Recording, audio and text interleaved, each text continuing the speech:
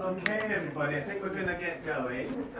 So welcome to the latest installment in the Faculty of IT Dean's seminar series. We had a bit of a break for the holidays, but we're back kicking and screaming now with our next speaker. Before I introduce today's speaker, just let me give you a heads up to a couple of great speakers that we've got coming up in the next couple of months. So we've got Phil Cohen, who's going to give one of these, I think in April. We'll announce the dates and everything. He's currently Chief Scientist at VoiceBox Technologies, a kind of conversational dialogue company based in the Bay Area. And then we've got Patrick Olivier coming in April as well from the University of Newcastle in the UK, again in the human-computer interaction space. He was responsible for starting Open Lab in the UK and very well known in the HCI community, and he'll give a great talk as well. But today we have Professor Geraldine Fitzpatrick, who again, very well known figure in the human-computer interaction community. She's currently a full professor at the Technical University of Vienna. She's been spending a little bit of time with us over the last couple of months. She's currently on sabbatical and originally from Brisbane, so we're lucky to have her down in these parts. I won't bore you or go with the full details of her bio, except to say she's incredibly accomplished. She's going to be co-chairing the CHI conference in 2019, is that right? That says it all, that's all you need to know. That's how accomplished she is. I think I'll say something maybe a little bit that you may be less aware of. First of all, she's had a very interesting career. So she used to be a midwife before she decided to go into academia. I'm not sure which of the two careers is harder, probably I can guess. But I think one thing I want to say about Geraldine, I talk a lot to Geraldine about non-research things and about how we can best nurture the next generation of academics and how, with the increasing demands and pressures on academic life, we can find better ways to support them. And so Geraldine is doing a lot in that space. She runs workshops all over the world where she gets early career researchers, but not just early career researchers together, and kind of facilitates conversations that kind of teases out common issues and common solutions. In fact, we invited her to give 2 workshops to our own ECRs over the last week, and the feedback from that's been really good. They were really very well attended. She'll probably mention it in her talk, but she's also been producing a podcast series called Changing Academic Life or something like that, where she interviews one-on-one kind of well-known people in the field, but doesn't interview them about their research necessarily, but about how they got to where they are, what kind of challenges they face along the way. And it's a really interesting podcast series. There's a particularly interesting episode in the series by somebody called John Whittle. I don't know who that guy is. But anyway, you should listen to that one. So I think a really interesting mix of a kind of, research star, if I may say. Someone who's very much working on the intersection of the kind of social and computer sciences, but also who's got a really, really keen interest in giving something back to the community. So really, really pleased to have Geraldine come and talk to us today, and I'll let you take it away. Thank you, John. That's a pretty amazing introduction.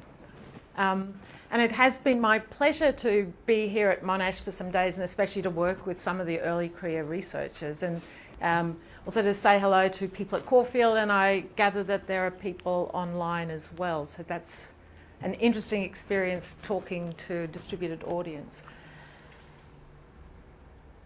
What I'm doing today is perhaps more thinking out loud. Just some things reflecting across some of our own research projects, reflecting on some discussions that we've had here at Monash in January when I was visiting, and where we might be going with it. So it's sort of raising challenges and opportunities for sort of doing things differently rather than necessarily sort of presenting a talk just about answers. And I want to sort of frame it in terms of wielding power. how many of you imagine that you're wielding power in the work that you're doing now, in your research, in designing the technologies or designing your algorithms? And if you do think about that in any way, what is it that you think you're wielding power over? What is it that you think you have the power to do? And I think the argument I want to make is that we often think we're just designing technology, and we can talk about that in terms of interactions, and as time has gone on, I think there's been much more emphasis of looking at that in terms of practices that I'll explain, and also some recognition about society impacts and that, but we're basically designing technology. But I think that what we're really doing more and more and more with the way that technology is evolving and the sort of spaces it's heading into is that we're designing what it means to be human in lots of ways. And there was a really great workshop in 2008, I think it was, that Microsoft Research held in Europe. And this book came out of it called Being Human. And they raised a lot of these challenges then. And I just want to ask, though, if they were saying that then in 2008, if you think about the advances in technology since then, how much more are we doing that now? And I think that even more so, we are actually wielding huge amounts of power that, unfortunately, I don't think we're as aware of as we should be or could be. And it challenges us in all sorts of ways, and we maybe need to be thinking about what additional sorts of sensitivities and challenges and intelligences do we need to be bringing to our work beyond just building technology. And of course we need to build great technology that needs to work and be reliable and function, but there's more. So I'm going to try and just illustrate this with a little bit of a speed tour through some little vignettes and stories reflecting each of those three layers, and then sort of stand back and do some reflection about what I think these new sensitivities might be. So I think the first obvious one to get out of the road, especially in the light of what's been going on in the media recently, is what's this new society that we're creating with technology and what's going on there. And I am going to just show here loads of different exemplars from public media, and the very fact that these are being discussed so much in public discourse now shows that they are becoming topics of concern that we should be concerned about. So, Adam Greenfield, who's a sort of quite a very well-known user experience designer and author, had a new book that came out last year, and he talks about that we haven't given enough thought to the profound shifts that affect us psychologically and as a society with a lot of the new technologies. And he's talking about everything from, the 3D printing to IoT and so on. There's lots of discussion that we see in the press and in other places, and this is a great TED talk as an example, about the inherent biases, often totally unintentional, of course, in many of the AI algorithms. So this is a story from Joy, whose last name I can't pronounce, who talks about how her face would not be recognised by many of the facial recognition algorithms because of the training set that had been used in training the recognition software. So lots of stories about gender and racial biases and social biases. You might think of some stories in the media yourself around that. There's lots of discussion about the Internet of Things and what's going on there. What are we doing when we're connecting all of these devices together? Where does the power lie? What data are we giving out? Who's in control of it? How aware are we of giving out that power? Lots of discussions there. And just a couple of little sort of funny stories, I think, that illustrate it, as that illustrate some of the sort of, we're not even getting the technology very right. Having just checked out of an Airbnb this morning, the problems when specialised Airbnb locks locked people out of their home because of a firmware update failure. Or this great story, I love this, about someone who bought a smart kettle, an IoT connected kettle, who took 11 hours to make a cup of tea. And he was a technical person. And there's a lovely article, if you just want to be amused, about all of the troubles he had just trying to get the device connected and to make a cup of tea. So, what are we doing? And of course, reflecting discussions more recently, there's the discussions about the incredible power that some particular big companies are holding. In particular, this article is talking to people who used to work at Google, Twitter and Facebook, and reflecting on some of the insidious ways in which they very deliberately design technologies to be addictive and drawing on psychology principles to do that. And these are some people who've stepped out of those companies and start trying to raise points about it. So, an example comment from Tristan Harris, one of the people who's formerly from Google, talking about the ways in which it's changing democracy and changing our ability to have the conversations and relationships that we want to have with one another. And of course, all of the issues around Facebook that we're hearing about at the moment, and the whole story about Cambridge Analytica that's come out this last weekend. So without a doubt, these are big societal concerns, big issues. They matter. They matter for what our democracy is and how our society runs. They matter for how we live in our homes, how our data is shared, who we can talk to. But I would suggest that these are some of the easy big power, big P power sort of ticks. We can say, yes, this is going on. But I also think that we make lots of decisions in lots of other ways that might not have that big societal impact, but that still has incredible capacity to influence, change, shape in ways that we don't know because we just think we're building technology, but we're doing more. So I want to draw on some just random vignettes from some healthcare scenarios here, just to illustrate. And of course, I'm presenting a very biased view, because I want to make an argument. And there will be lots of examples of things that work. But I'm going to present some biased sort of selections just to illustrate some points. So when do you think that people first started talking about electronic health records and first implementing some systems? Can you give me some rough idea of times, decades?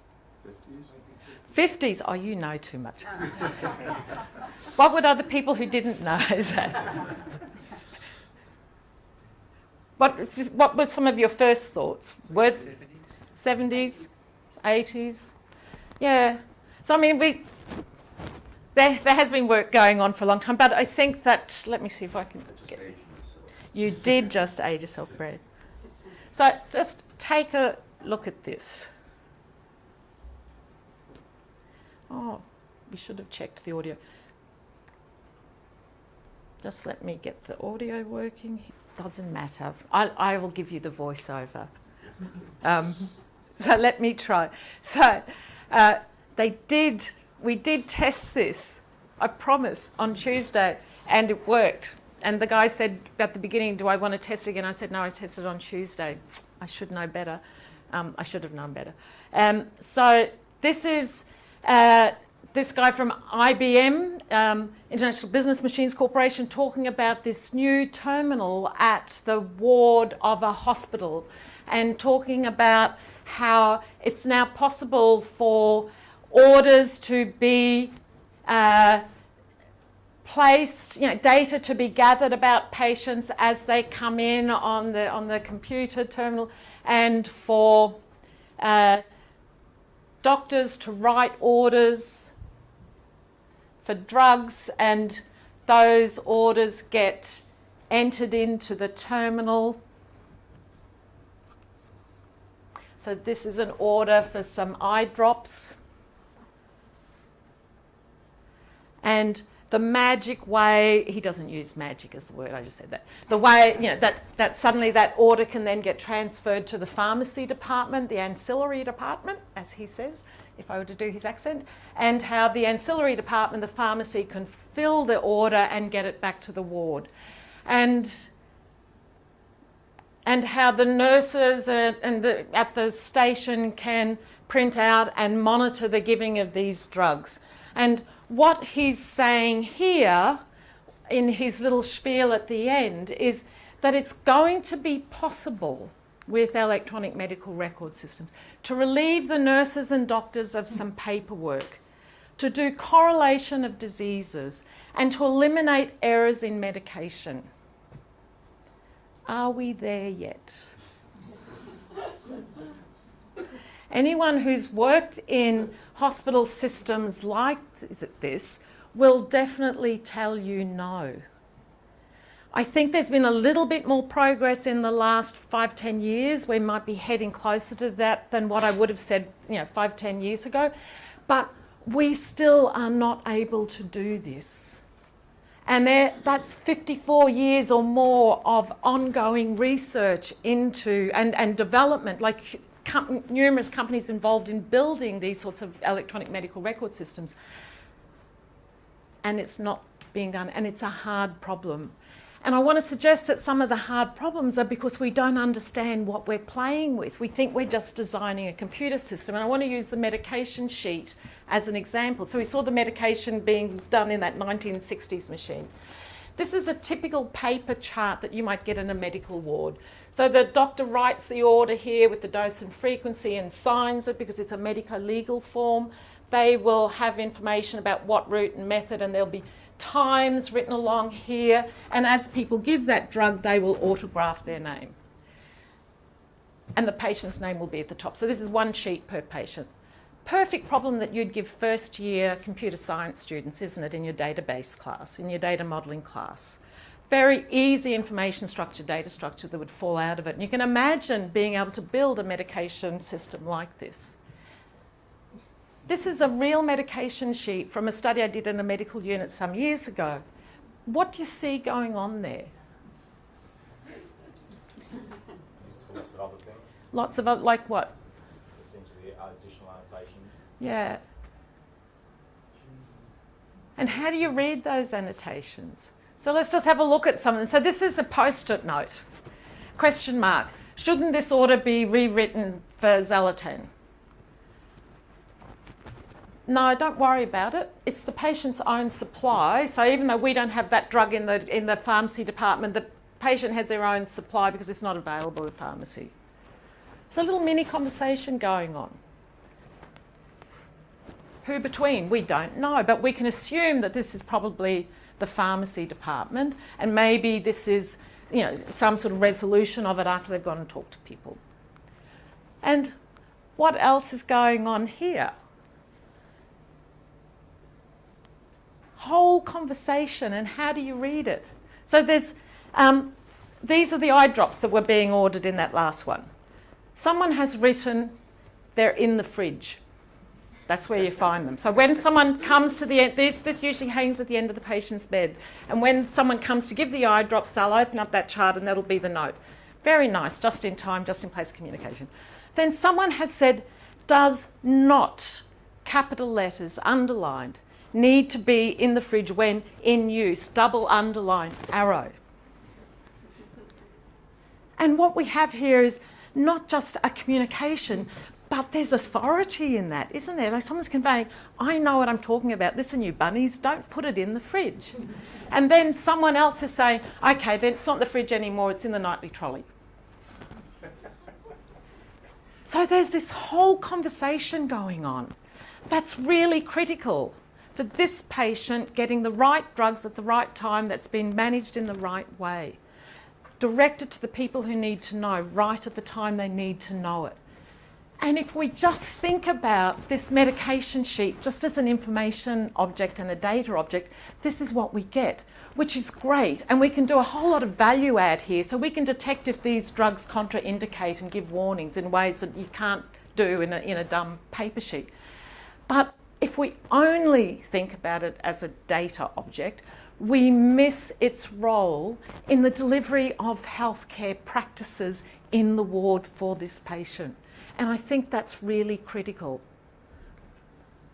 This is another example from the work of Charlotte Tung, who did this for her PhD work in Canada. So in the changeover of shifts, the nurses all gather around this table to write up their reports for each of the patients. And there's a whole lot of really cool stuff that happens here. So they're not just documenting what happened to Mrs. Smith today. There's a whole lot of social support that goes on here. They can debrief. They can, if they've had a hard day, they can ask each other for advice, or what do you think about this, or did you think Mrs. Smith was getting better in any way? They have an overview here of all of the patients in the ward on this whiteboard. That gives them at a glance sense of what's going on. So again, not just information documentation practices, but a whole lot of important social support, peer learning, ward overview, which is really important for safety. What happened after the introduction of the electronic medical record system? So the very fact that they're physically back to back to each other makes it hard to have those conversations without this sort of swing around. And they were the luxury shift to do this, because most of the shifts couldn't use this room because it was the doctor's room, and they had to find any terminal in any corridor that they could, so they often even weren't in the same space.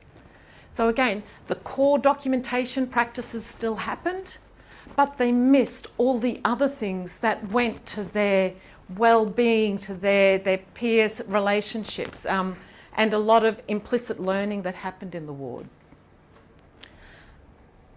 And moving on, I see lots of similar trends or similar sort of issues moving into the home space. So in, I don't know, maybe the last 10, 15 years, there's been much more concern about having an older population and how do we care for them in hospital, and technology is going to be the answer, because we can put lots of sensors into people's homes. So we can keep them at home, and we can monitor whether they're walking around or whether they've fallen over and if they're okay. And so this is an example from a project we did in Vienna, where we ended up with a trial of about 11 homes with a suite of sensors and technologies. And you can do lots of clever Bayesian inferencing and things over the data and detect, for example, that someone might have fallen over, or someone is normally out of bed by 9 o'clock and it's 10 o'clock and they're not out of bed, so you might raise different levels of alert depending. So some of the assumptions that I think are happening here, there's often an implicit assumption that a home looks like this. Who has a kitchen that looks that neat? Of course, apart from John. Is it, well, that's right. I was just going to say before, unless it's before your parents are arriving or something. But yeah, this isn't a normal home, is it? There's lots of blank space on the benches, no stuff everywhere, and it's very pristine and clean. This is the kitchen of one of our participants in a study that we were doing with people who had suffered stroke. And we were looking at designing systems for upper limb stroke rehabilitation. So as part of that, we went into people's homes who'd had a stroke to talk to them and see what would be useful, and to see the homes that they lived in. Where are the free bench spaces here and the lack of clutter? And moreover, this was not just Sam's kitchen, it was his bathroom as well. Because he'd had the stroke, he had trouble getting upstairs to the real bathroom, so this ended up serving as his bathroom as well. So when we're doing these systems, what assumptions are we taking or making inadvertently about what the nature of a home is that we're designing for? When we first started this project for upper stroke rehabilitation, we were thinking about some sort of robotic machine that could sit on a bench. And after we did these studies, we just went, no way, that people just would not find that space. And I'm afraid that we're reproducing some of those misconceptions as well, because this is a current project that some people in my group are involved with, which is about a big test region for these sorts of suites of technologies. And again, this is what the brochure that the project produced looks like. No one's home. And when we went and talked to people afterwards about their experiences of having that system in their home, we heard all sorts of different stories. So this woman had a pressure sensor under her mattress, and she was really worried about what would happen in summer, because sometimes when it gets really hot in Vienna, it does get really hot, like, you know, Melbourne's 42, maybe not quite that much. And she wouldn't sleep in the bedroom. She would get up at 2 o'clock in the morning and go and lie in the lounge room. And she was really worried that the police would be knocking on her door at 2 o'clock in the morning, thinking that something had happened to her. And she would be in her nightgown and she'd be all embarrassed. routine that she was in. It's routinely routine that she wasn't always in her bed, but somehow it would have been too hard to program that into the system. And she would not have thought about, I must tell the system I am getting out of bed because it's hot. We had another woman who kept telling us how she was clean, and we couldn't quite work out what was going on or why she was telling us until we started to realise that she was aware that we had a sensor over the bathroom door. She lived on her own, the bathroom was small, and she really didn't like small spaces, so she would keep the door open when she showered. She was worried about who was watching her in the house and that they would be thinking that she never bathed. And that was important for her to tell us that she did bathe, that she was clean. All sorts of different ways that people experience and interpret what we're doing to the homes that we don't even think of. And we can take pill bottles as another example. So another trend in this sort of keeping people at home is looking at smart pill bottles that might detect when you've opened them and when drugs have been given, tied up with reminders that might also be going to family providers, family carers as a bit of an overview. What do you see here? This is someone's medication management strategy in their home.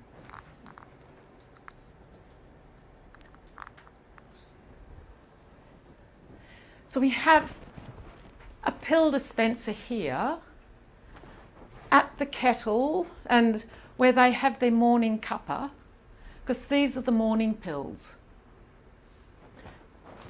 And this is the bedside table with the nighttime pills.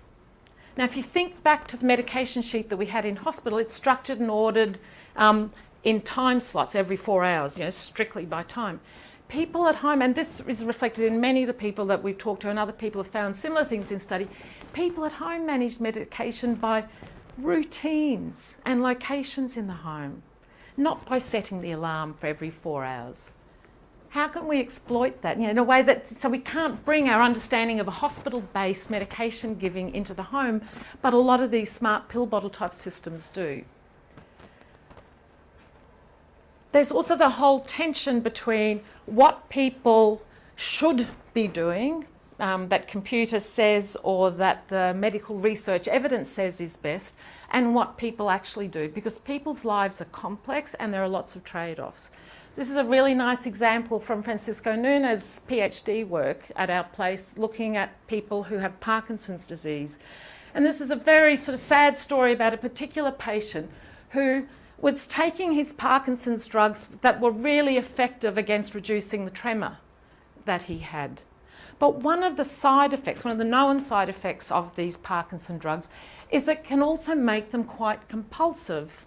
So he was doing a lot of compulsive shopping, and that was really causing huge tensions in his family and also playing havoc with the finances.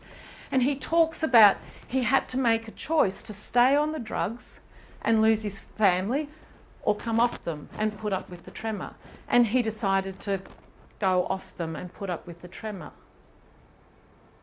So these are complex negotiations and trade-offs that aren't reflected in guidelines. And yet when we're designing systems for drug taking, we might just assume that we should be following the guidelines from the research evidence. This is another great little video, and you don't have to, there's no real talking. You're just going to miss the ambient sound. So there'll be some part, for example, where there's some food cooking. So you just have to do in your own mind, or if you feel like it out loud, the sizzling bacon. Yes. So maybe we can all do the sizzling bacon together.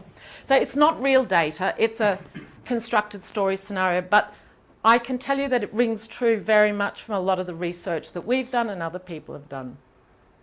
And we've just cut out a vignette. So there are 3 different smart devices that this guy's family have given him. He's got a smart cane, a smart fork, and a bed sensor under the bed. So we've just pulled out the bit with the fork. And I encourage you to look at the rest of it if you find it interesting. So, okay, so everyday life sound effects in your head. Sizzling.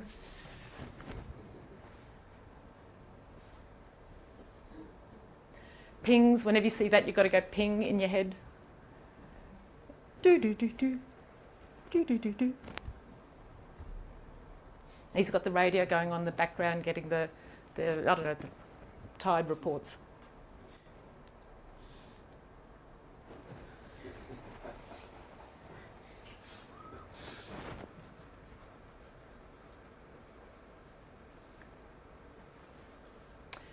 This is phase 2.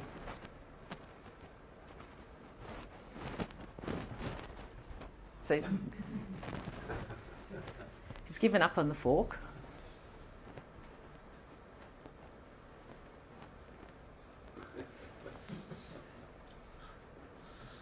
And this is phase 3.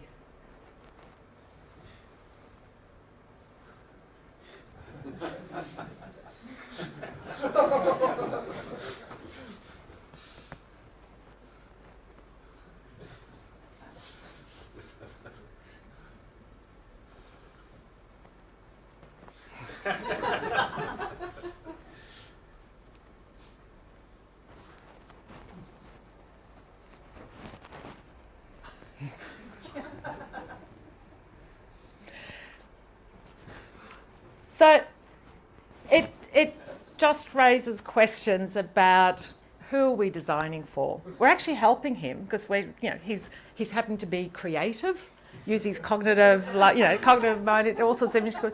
But I think they were unintended positive effects compared to what the son who gave the fork to him. The story with the bed and the cane are equally funny, so take a look.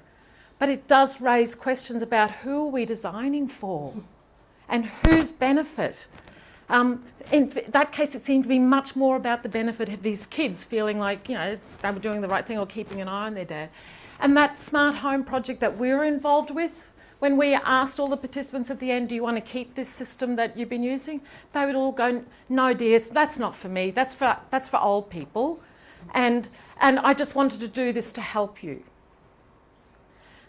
And so we really need, and of course, another PhD student at our place has done a work looking at these projects overall and just looking at why there's such limited uptake. And it's because of missing all of these sort of subtle issues.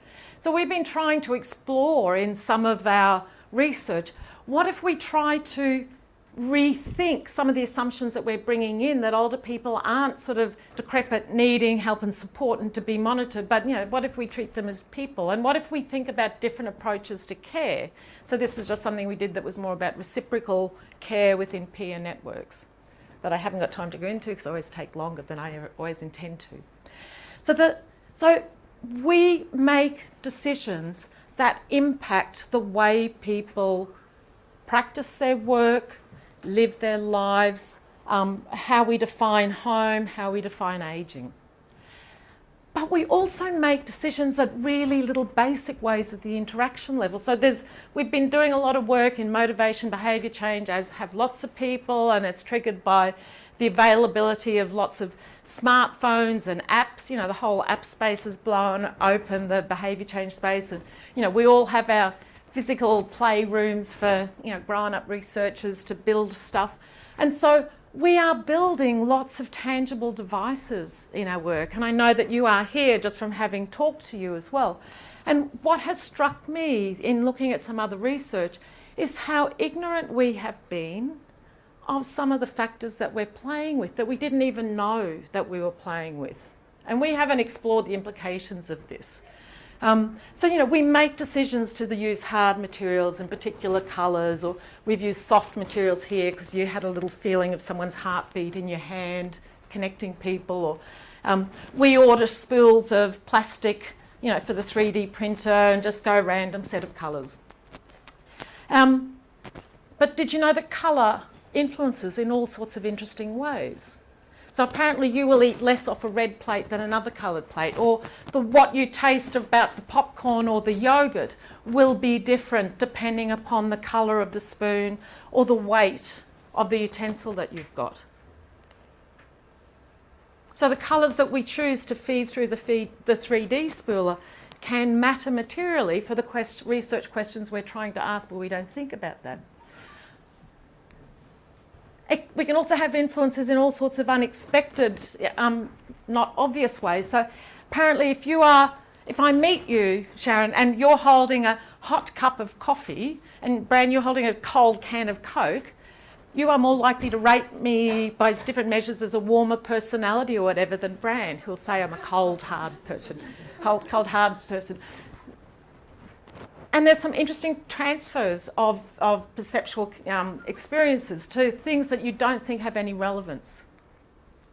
If I give you my CV as a piece of paper or on a hard clipboard, you're more likely to rate the CV on the hard clipboard higher on all sorts of measures of being a more important sort of candidate or more relevant candidate than if I just give it to you on the piece of paper. So there's all of these unrelated judgments in dimension and metaphor-specific ways that are unexpected influences. We also make lots of decisions when we're designing interactions and interfaces about wording of feedback and messages. Which box collected more donations here, given the same message?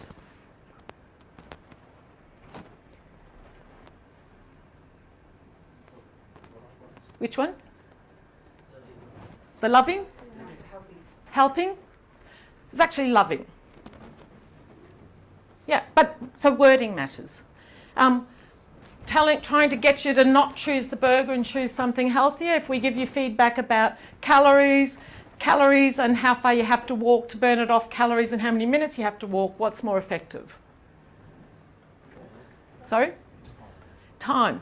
In fact, it is. But would we have? I wouldn't have thought it. Maybe you're brilliant. But I wouldn't have thought about this up front when giving back. I just would have made some choice. I wouldn't have thought to even look for, was there research on this sort of thing? Now, I do acknowledge that in psychology there's a little bit of a crisis going on about many findings not being able to be replicated across studies. So I'm not saying any of those are absolute truths. But what it does for me is raise questions about to what extent do we understand the impacts of the decisions that we're making about what are seemingly trivial things like what colour, what wording, and how do we understand even where that power is that we should be concerned about.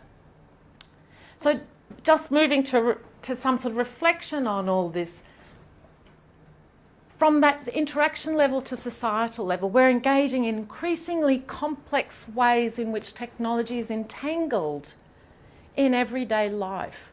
And it's tied up with, really complex, contended socio-technical design issues. We're not just designing the technology, but we're designing all of the stuff around it. We often don't know what the consequences are. We're often trying to deal with diverse stakeholders and participants with competing needs. So that what the kids need for the gentleman with the smart fork and what he needed, and what the medical system needs to care for him. How do you negotiate that? It's clear that we need to be engaging in much more in-depth and interdisciplinary collaborations, like with psychologists, to really understand what some of those impacts are. But how do we do that in an effective way? They're never easy. And how do we understand the impact that our decisions have at all sorts of levels? So we are wielding huge amounts of power, and often in ways that I think we're really unprepared for, that we're unaware of. And I don't think that we are training people at the moment to have the competencies to engage in this, and this is what's concerning me at the moment. And I haven't, as I said, I'm just pulling this together. I think we're still thinking about computer science IT in this, I can't remember the year, was it 1983 that the PC was Man of the Year in Time magazine? But I think we're still harking back to that time of, man at computer, and you're just needing to sort of visual perception and tapping understandings of technology and interaction.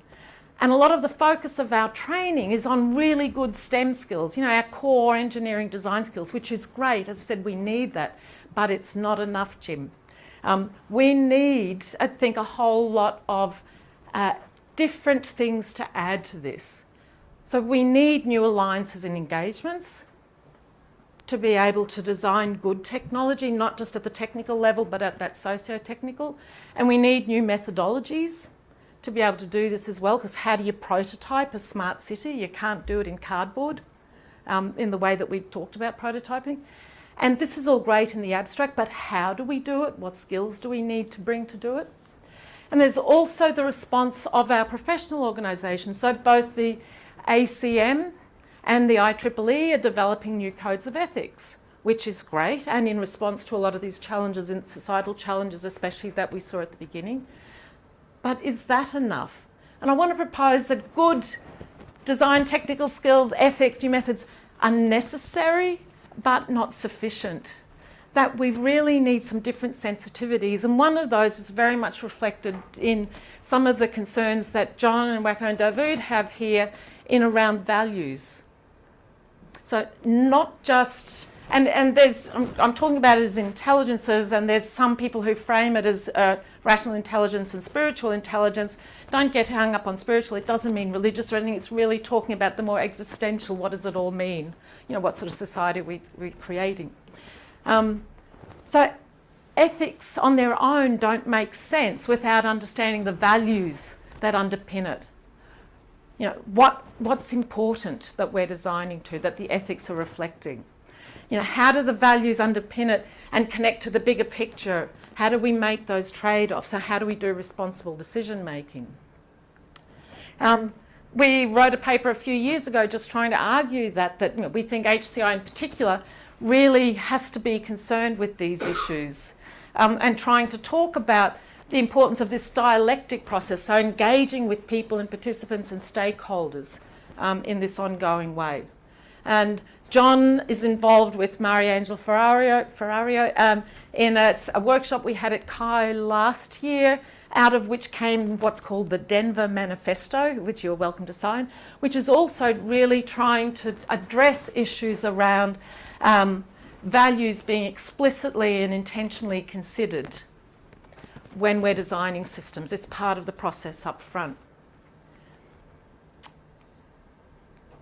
But I think that, and we've often tended to focus both in the work that we'd done previously and in the Denver Manifesto about the values that are there in the system or that we're trying to negotiate among stakeholders and that. And I think we've also forgotten to think about what are the values that we bring as practitioners, researchers, designers, and how do they play in as well, because often they're hidden in that process when we're focusing just on out there. So some of the ways that we've been responding to that is Chris Frauenberger and Peter Purgatoffer ran for the first time this semester a thinking skills course. So this replaced our basics of HCI, and they went through different types of thinking with the students, so scientific thinking, mathematical, computational, design, critical, ethical, economical, criminal thinking. Just to try to teach at the very beginning some of those more critical self-reflection skills. And I'm really keen to, when I go back there, to hear how that went and what the feedback has been. But I think that's not enough still. So we need to take a concern for values, and part of that is, you know, having some of the critical thinking skills to do it. But a lot of that other stuff about how do you engage in those discussions and that process, and how do you work with people in collaborative groups in different disciplines, and how do you engage with participants, requires, you know, understanding what your own values are, requires yet another set of skills or intelligences or sensitivities. And some of the literature is talking about that as social emotional learning. And it's the big parts are about the self, which are about just self-awareness, you know, like being aware of your own values, and also self-management, how you manage stress or how do you deal with you know, goal setting and that, and also stuff about relationships, you know, the empathy, perspective taking, communication skills, teamwork, collaboration. In this particular model, this is one of the big organisations doing social emotional skills learning. They also call responsible decision making here. I would put that more under the spiritual, existential intelligence that is reflecting similar things. So I think these are skills we need to be taking more seriously as well, and somehow bedding in. And it's interesting that there was this article just in December about a Google study where they talked about the 7 top characteristics that frame success. STEM skills were last. They were all things like communicating, listening, insights into others, empathy, critical thinker, making connections. And there's a World Economic Forum report that similarly talks about 21st century skills more generally. So the Google one was obviously talking about IT people in particular, and this is more general, but again, reflecting very similar sets of skills. And this is interesting because at the end, they have some particular strategies and techniques for how you might implement some of these skills that would be interesting to interpret for our training. And here is just one trivial example of a self-awareness or self-management. So this just came out last week, this paper, or just recently. It's from researchers in Seville, and they taught some students mindfulness techniques, and the students in this study who were taught the mindful techniques were better problem solvers for conceptual modelling problems than the people who weren't. And there's a whole lot of neuroscience studies and psychology studies that point to the value of mindfulness, for example, just as brain training focus and attention. So that can be explained by some of the research. And there's also a whole lot of research that talks about mindfulness and its impact on increasing compassion and attention to others as well. And again, also tracked by changes in physical brain structures. So that's just an interesting example of one self-management technique.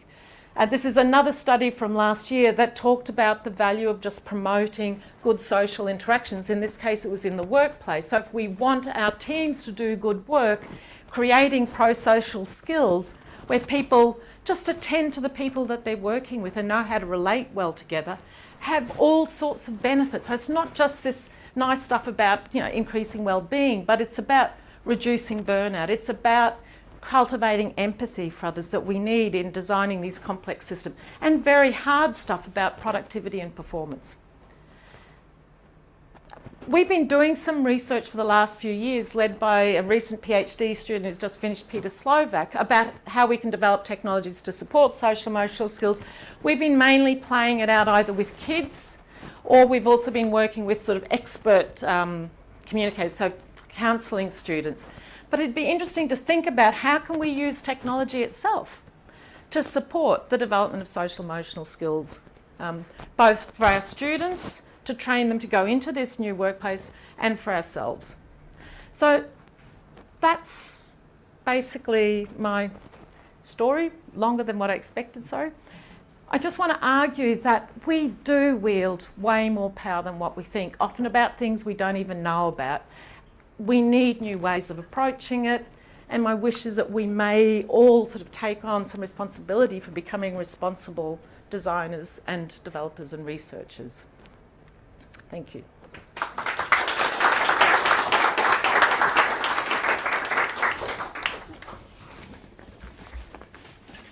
Thank you, Geraldine. We have some time for questions. Should we go to Caulfield first, if there's any Caulfield questions? Hello, Caulfield.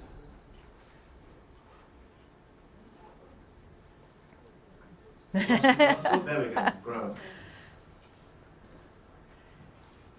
Is it possible to get the air conditioning down a little bit? Or? No. It's exactly usually the case. Geraldine, you said that should I use the microphone?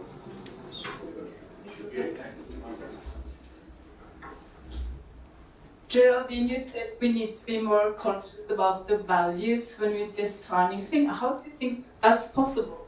Because when I'm designing things myself, I don't really see the patterns before or afterwards if I go back and look at what I did. And I don't know if you know Kari Thoresen. Yep. This was one of her main arguments Yep. in her PhD thesis. And she had some unconscious values there as well she wasn't aware of. So how realistic is that? Yeah. I think that's the work that we're to do, and I know that John and his team have actually framed up a research proposal to look at doing this. Mariangela Ferraro in Lancaster also has a funded research project that's enabling her to do this, to explore some of these questions. And we're having a Dagstuhl seminar next year in June, I think, also, because we don't know yet how to do it. And we are looking at, in all of these initiatives, it's about trying to uncover some of the techniques and methods up front that might prompt the thinking, and also reflection afterwards where we can learn from. I don't think we have to say or even believe that we can totally identify everything up front, because by very fact that we're implementing stuff, we change. I don't know where to be looking here. We change what we're doing. So, so we're changing what we're doing by doing it. So I think we're always going to be finding out some of the values afterwards in reflecting on it. But we have to build in reflection consciously into our post-project work so we can learn the lessons. I worked in industry and we never allowed time at the end of projects to do reflection even on practical stuff. And somehow I think we need to. So I think it's work to be done. Thank you. Yeah, I should be looking up. First of all, I support almost everything you said. And, it's a concern Sure, I've had for a while. yeah. But I see two major impediments. I don't know, does that help? Because it actually didn't help in the other cases. Two major impediments. One is by the time people get to university, it's already too late. A lot of these emotions that you mentioned are essentially perceptions of their survival skills. Yeah. Okay, reflections of their survival skills that they've accumulated. Yeah. So I find, in fact, I do teach things like critical thinking and so on, and I notice that it doesn't particularly resonate. Yeah. That's one impediment. The other impediment is even more difficult to overcome, and that has to do with the current economic environment. We don't know how to build these systems. That's absolutely clear to me. I've been building some of them, or at least early variants of some of them for years. Yeah. And it's clear to me we don't have a systematic way of building these systems so that they're reliable, dependably humane, and all of that stuff. Yet we are forced to build them because of the competitive pressure in industry. So people are putting out stuff. Yeah. And that stuff, of course, can be dangerous, like cars that kill people. Yeah, that kill and so people, on. yep. But they have to, because if they don't do it, somebody else is going to do it. And I can't see a way out of these two issues.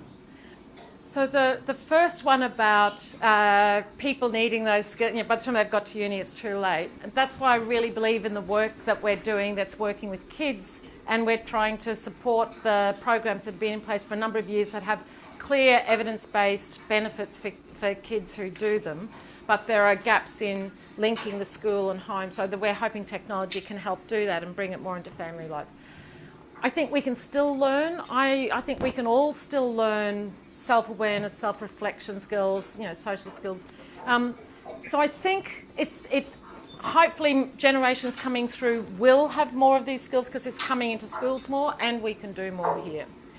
With regard to what's happening, that industry has other pressures, I totally agree. I think that we already have evidence of some ability to change. So, the uptake of agile methods, for example, I think is a move that we might not have expected 20 years ago when it was all much more waterfall, and that's in response, I think, to some of the nature of systems that we're building. But I don't think it's all down to industry. I think government's got to play a role in policy setting. Professional bodies have got to play a role. I mean, I think we can't expect companies to do it because they are driven by a profit agenda. And we know that the unintended consequences are not their concern. They just deliver the system. And maybe people like the people who left Google and who are in that article might stay as well and try to influence internally. But again, that's competing against competitive pressures. So I think it's got to come from multiple sources, and it's not going to happen overnight. But if we can be training students to go out and ask questions, maybe in a generation, if we're all still around, if the cars haven't killed us and our kettle has managed to boil, there may be changes. But they're really good questions, Bran. Kevin's got a question back. Thank you very much. It was really interesting, and I wouldn't disagree with much of it, but I do feel there the problem is bigger. First thing is that we've sort of self-selected. If you do personality profiles of the people who work in IT, and if they're not Asperger's, they're working on it. You know? So the chances of cultivating emotional intelligence, empathy, etc., with the feedstock that you've got are fairly slim. And so there's a major task to bring more people in who are more naturally empathic. I mean, not that people can't learn, they can of course, but it's an uphill struggle if you've already got a bunch of people who are already prejudiced in one direction. Yeah. And that brings me on to a sort of philosophical, neurophilosophical question, which is that really what we're talking about is a left brain world with no right brain world. And we've built ourselves a world that's substantially a left brain world. And now we're realizing that in the left brain world nobody really knows what they're feeling, knows where the feelings come from, and knows how to accommodate them within the technology that we've got. So I think there's plenty of more research to be done. I think there is research. I think there's lots of work to be done. I agree. It's a much bigger problem than what I've painted as well. And the little glimmers of hope are the initiatives of many universities to try to broaden the diversity of their student base. Now, that's often framed in gender terms, which I really don't like. I think we're much better framing it in terms of diversity of personality types, interests, skills. It so happens that people from one gender often tend to have more of the other, but it's about diversity. So I think I'm encouraged by some of the initiatives. I know that it's really difficult to get that diversity. And I think whatever base we're at as individuals, we can always do something a bit better. But it's a long term. And I think that's probably a good note on which to end. We have run out of time. I think you'll be around for a little while at least. Yes. So if anybody does want to speak to Geraldine more, but for now, just let's thank Geraldine again for a really inspiring talk.